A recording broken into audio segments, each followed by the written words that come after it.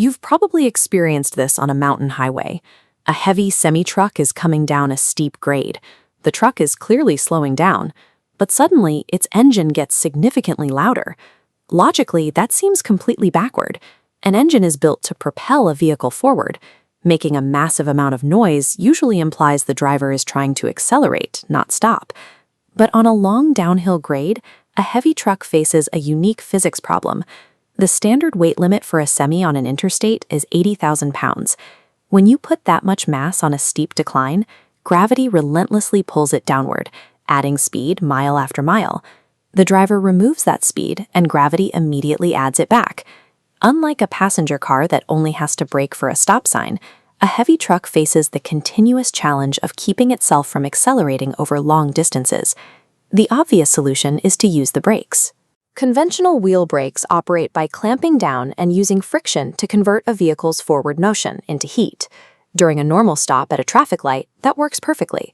The brakes heat up, the vehicle stops, and the hardware has plenty of time to cool off. But a mountain descent removes that cooling period. Gravity never stops pulling, meaning the truck requires almost continuous braking force. If a driver simply presses the brake pedal the entire way down, heat builds up inside the system much faster than it can escape. Eventually, this leads to a dangerous condition known as brake fade. The extreme heat causes the friction components to lose their grip, and the brakes can fail entirely. To prevent that, truck drivers learn a very different protocol for descents. They establish a safe speed at the top of the mountain, select a low gear, and rely on engine braking as their primary way to hold the truck back. The normal wheel brakes are kept in reserve, only used to make minor speed corrections. That shifts the engineering challenge. Instead of simply building stronger friction brakes, designers needed a way to safely absorb tens of thousands of pounds of kinetic energy over several miles without destroying the wheel brakes in the process. This animated diagram shows how a truck's power normally operates. Energy travels in one direction. Fuel burns in the cylinders, which pushes the pistons down. That turns the crankshaft, sending torque forward through the driveshaft, pushing the wheels down the road.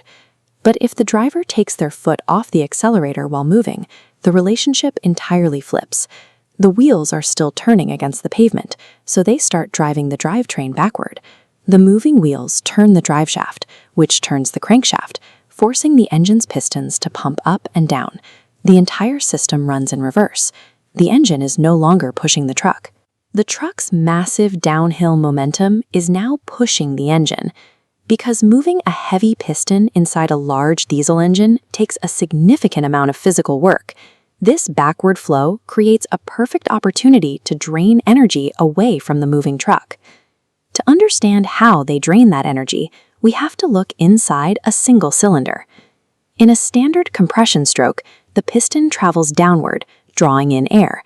Then it rises, trapping that air and squeezing it into a tiny space at the top of the cylinder. Compressing that air takes energy, which comes from the truck's forward momentum. But there is a catch. That highly compressed air acts exactly like a tightly coiled spring. As soon as the piston reaches the top, the air pushes back, forcing the piston down and returning most of that borrowed energy right back into the system. A compression release engine brake solves this with a mechanical trick. It alters the timing so that right at the exact moment the air reaches peak compression at the top of the stroke, the exhaust valve opens. The highly compressed air is instantly vented out into the exhaust system. The truck spent massive kinetic energy forcing the piston up to compress that trapped air, but because the valve opened, it gets almost none of that energy back on descent. This happens cycle after cycle, firing across multiple cylinders hundreds of times a minute. The diesel engine temporarily ceases to be a machine that produces power and transforms into an air compressor that strictly absorbs it. That deep physical resistance travels back through the driveshaft to the wheels.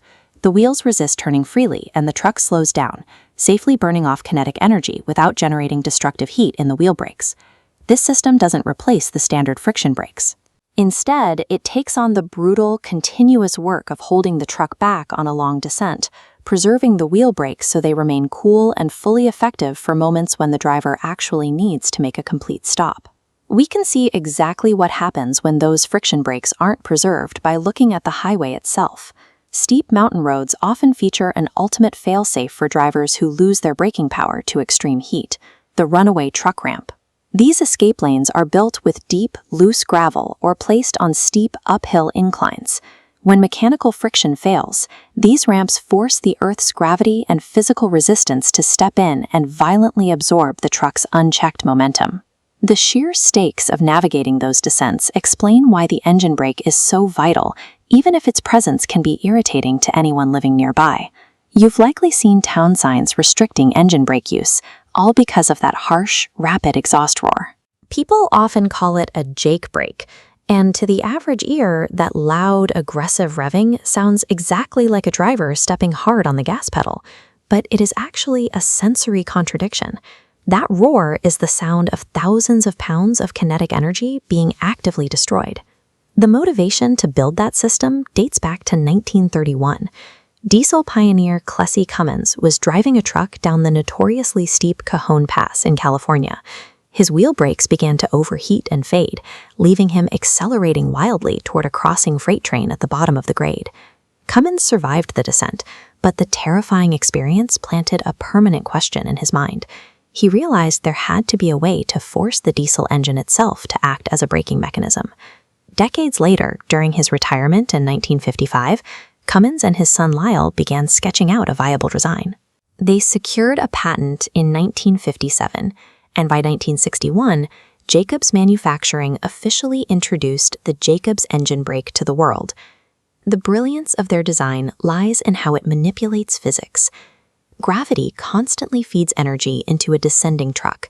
The engine brake creates a pathway for that motion to travel backward through the drivetrain, using the engine to compress air and safely bleeding that dangerous energy out into the atmosphere.